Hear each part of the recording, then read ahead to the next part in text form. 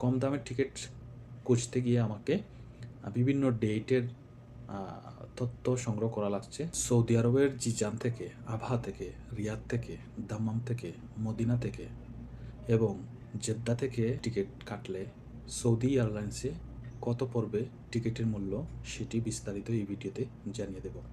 এখানে আমি সর্বনিম্ন যে রেটটা, সেই রেটটা সংগ্রহ করার চেষ্টা করেছি ধাপে ধাপে চেক করে। পরবর্তী ভিডিওতে আমি বাংলাদেশ বিমান এয়ারলাইন্সের তথ্য জানাবো। আশা করছি সেটিও আপনাদের উপকারে আসবে।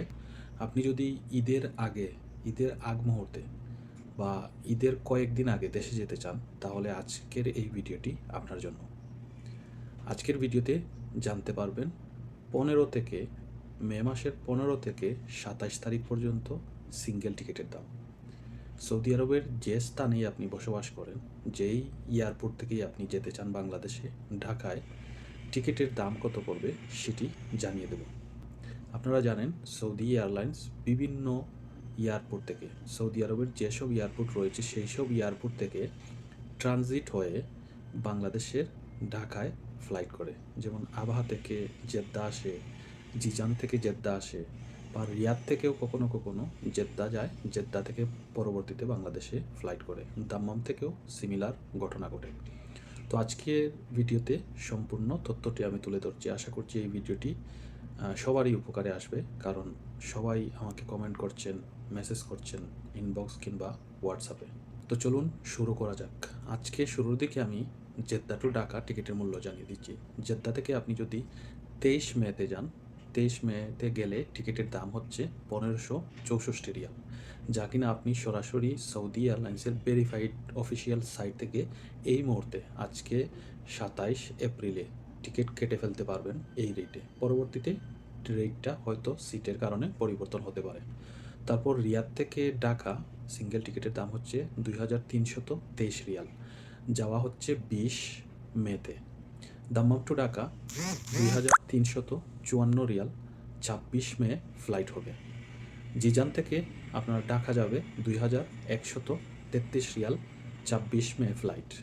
আবহা থেকে ঢাকা যাবে, টিকিটের দাম হচ্ছে 1983 রিয়াল, 26 মেতে ফ্লাইট হবে। মদিনা টু ঢাকা টিকিটের দাম হচ্ছে 1645 রিয়াল, 23 মে ফ্লাইট হবে। এখানে আমি সর্বনিম্ন যে রেটটা, সেই রেটটা সংগ্রহ করার চেষ্টা করেছি ধাপে ধাপে চেক করে। আপনি যদি যেই রেটটা আমি জানিয়েছি 23 তারিখে যাবেন, সেই ফ্লাইটটা যদি আপনি 20 তারিখে করেন, তাহলে টিকিটের দাম অনেকটা বেশি থাকে সিটের কারণে। তো আমি যথাসম্ভব চেষ্টা করেছি যেই তারিখে গেলে টিকিটের দাম কম পড়ে সেই তারিখটি দিয়ে চেক করা এবং যাচাই বাছাই করে তথ্যটি সংগ্রহ করা।